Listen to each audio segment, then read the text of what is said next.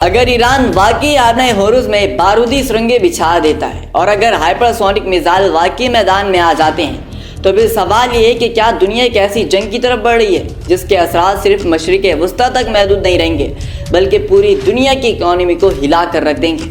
آج کی ویڈیو میں ہم اسی موضوع کو لاجک کے ساتھ سمجھنے کی کوشش کریں گے، کیونکہ اس وقت جو خبریں آ رہی ہیں وہ عام نہیں ہیں، کیونکہ اس وقت جو خبریں سامنے آ رہی ہیں وہ صرف عام خبریں نہیں ہیں بلکہ ایک بڑی جیو پولیٹیکل گیم کا حصہ لگ رہی ہیں۔ اور اگر آپ غور کریں تو اس پوری صورتحال میں سے میزائل اور جنگ ہی نہیں بلکہ تیل، اکانومی اور پاور پالیٹکس بھی شامل ہے۔ تو آئیے اس پوری کہانی کو آسان الفاظ میں سمجھنے کی کوشش کرتے ہیں۔ سب سے پہلے بات کرتے ہیں اس خبر کی جس نے سب کو حیران کر دیا ہے۔ رپورٹس کے مطابق ایران نے اب ہائپرسونک میزائل کا استعمال شروع کر دیا ہے۔ اب یہاں ایک اہم سوال پیدا ہوتا ہے، یہ ہائپرسونک میزائل آخر ہے کیا اور ہوتا کیا ہے اور کرتا کیا ہے؟ دیکھیں، عام میزائل جو ہوتے ہیں وہ آواز کی رفتار کے ساتھ آس پاس سفر کرتے ہیں، لیکن ہائپرسونک میزائل کی رفتار اس کے کئی گنا زیادہ ہوتی ہے۔ سادہ لفظوں میں اگر میں آپ کو سمجھاؤں تو یہ میزائل اتنی تیزی سے حرکت کرتے ہیں کہ انہیں روکنا انتہائی مشکل ہو جاتا ہے۔ یہی وجہ ہے کہ دنیا کے چند ہی ممالک ہیں جن کے پاس اس قسم کی ٹیکنالوجی ہے۔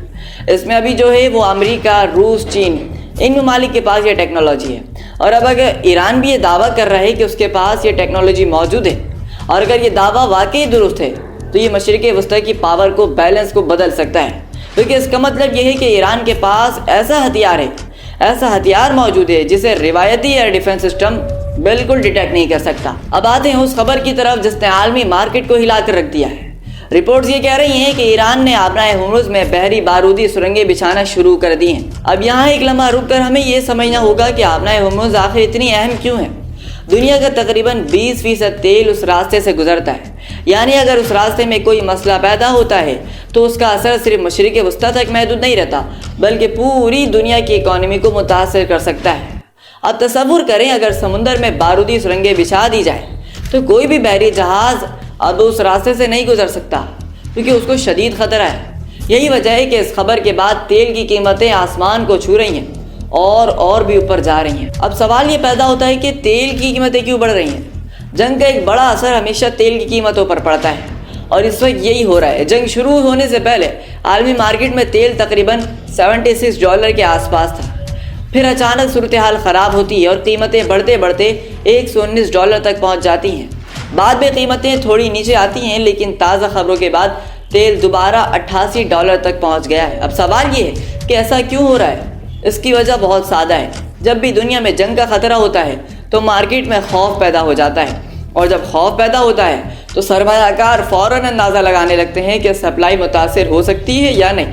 یہی وجہ ہے کہ قیمتیں اور اوپر چلی جاتی ہیں۔ اب بات کرتے ہیں امریکہ کے رد عمل کی۔ امریکہ کے صدر ڈونلڈ ٹرمپ نے ایک بیان میں کہا ہے کہ امریکہ کے پاس ابھی تک واضح معلومات نہیں ہے کہ ایران واقعی سرنگیں بچھا رہا ہے آبنائے ہورمز میں یا نہیں، لیکن ساتھ ہی ساتھ انہوں نے یہ بھی کہا ہے کہ اگر ایسی سرنگیں موجود ہیں تو ایران کو فوراً انہیں ہٹا دینا چاہیے ورنہ اس کے ملٹری نتائج ہو سکتے ہیں۔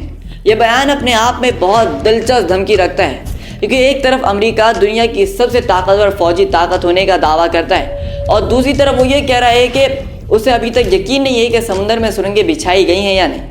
یہاں ایک بہت بڑا سوال پیدا ہوتا ہے، اگر اتنے سیٹلائٹ، ڈرون اور انٹیلیجنس سسٹم موجود ہیں تو پھر یہ معلومات فوری طور پر کیوں نہیں مل سکی؟ یہ وہ سوال ہے جس پر کئی ایکسپرٹس بات کر رہے ہیں۔ دوسری طرف ایران اس پورے معاملے کو مختلف انداز میں پیش کر رہا ہے۔ ایران کے وزیر خارجہ عباس عراقچی نے کہا ہے کہ امریکہ کے الزامات سراسر جھوٹ ہیں۔ ان کا کہنا ہے کہ یہ تمام خبریں ایک مخصوص پروپیگنڈا نیریٹو بنانے کے لیے پھیلائی جا رہی ہیں۔ ان کے مطابق اس کا مقصد صرف یہ ہے کہ جنگی کارروائیوں کو جسٹیفائی کیا جا سکے۔ یہ بات ہمیں ماضی کی ایک بڑی مثال یاد دلاتی ہے، عراق۔ ہمیں عراق کی جنگ نہیں بھولنی چاہیے۔ سن 2003 میں جب امریکہ نے عراق پر حملہ کیا تھا تو اس وقت بھی ایک بہت بڑا دعویٰ کیا گیا تھا کہ عراق کے پاس ویپنز آف ماس ڈسٹرکشن موجود ہیں، لیکن بعد میں جب تحقیقات ہوئیں تو ایسا کوئی ہتھیار نہیں ملا۔ اس لیے آج بھی کئی لوگ یہ سوال اٹھاتے ہیں کہ کیا اس بار بھی یہی وہ کہانی دہرائی جا رہی ہے؟ کہ اس بار بھی وہی کہانی دوبارہ سے لوٹائی جا رہی ہے یا واقعی صورتحال مختلف ہے؟ یہ وہ سوال ہے جس کا جواب ابھی واضح نہیں ہے۔ دلچسپ بات یہ ہے کہ امریکہ کے اندر بھی اس جنگ پر سوال اٹھنے جا رہے ہیں۔ امریکی سینیٹر کرس مرفی نے ایک بیان میں کہا ہے کہ انہیں جنگ کے حوالے سے خفیہ بریفنگ دی گئی تھی اور اس بریفنگ کے بعد ان کا خیال یہ ہے کہ امریکہ کے پاس کوئی واضح حکمت عملی موجود نہیں ہے۔ ان کا کہنا تھا کہ ایران کے جوہری پروگرام کو تباہ کرنا اتنا آسان نہیں ہے کیونکہ اس کا بڑا حصہ زمین کے نیچے گہرائی میں موجود ہے۔ کچھ رپورٹس کے مطابق یہ تنصیبات آدھا کلومیٹر زمین کے نیچے بنائی گئی ہیں، یعنی عام بم یا بنکر برسٹر ہتھیار اس کو نہیں تباہ کر سکتا، وہاں تک پہنچ ہی نہیں سکتا۔ اب سب سے بڑا سوال یہ پیدا ہوتا ہے کہ اگر یہ جنگ مزید بڑھ گئی تو کیا ہوگا؟ پہلی بات یہ ہے کہ تیل کی قیمتیں مزید بڑھ سکتی ہیں، دوسری بات خلیجی ممالک بھی اس جنگ میں کھنچے آ سکتے ہیں، اور تیسری اور آخری بات عالمی تجارت متاثر ہو سکتی ہے، اور ایک اور آخری بات اور وہ چوتھی بات یہ ہے کہ دنیا ایک بڑے جیو پولیٹیکل بحران میں داخل ہو سکتی ہے۔ اس صورتحال میں ایک دلچسپ تبدیلی ہمیں یہ دیکھنے کو ملی ہے کہ چند ماہ پہلے سعودی عرب اور یو اے ای کے درمیان اختلافات کی خبریں آ رہی تھیں، لیکن اب لگتا ہے کہ ایران کے خطرے کے باعث یہ دونوں ممالک ایک دوسرے کے قریب آ رہے ہیں۔ یہ بھی عالمی سیاست کا ایک بہت بڑا پہلو ہے کیونکہ مشرق وسطی میں اتحاد بہت تیزی سے بدلتے ہیں۔ اب سب کی نظریں ایک سوال پر ہیں، کیا یہ جنگ مزید بڑھے گی یا پھر سفارتی مذاکرات کے ذریعے کوئی حل نکالے گا؟ امریکی نمائندوں کا کہنا ہے کہ امریکہ مذاکرات کے لیے تیار ہے، لیکن فی الحال دونوں طرف سے بیانات کافی سخت آ رہے ہیں۔ ایسی صورتحال میں کسی بھی سخت لاجک کو ہمیں کسی بھی سخت سمت پہ یہ معاملہ جا سکتا ہے۔ دنیا کی تاریخ ہمیں یہ سکھاتی ہے کہ جنگیں صرف میدان جنگ میں نہیں لڑی جاتی، بلکہ ان کے پیچھے پاور، اکانومی اور پالیٹکس کی بہت بڑی گیم ہوتی ہے۔ ایران اور امریکہ کے درمیان موجود کشیدگی بھی اس سے بہت بڑی گیم کا حصہ لگتا ہے، لیکن اصل سوال یہ ہے کہ کیا یہ تنازع ایک بڑی جنگ میں تبدیل ہو جائے گا یا پھر سفارتکاری اس بحران کو روک لے گی؟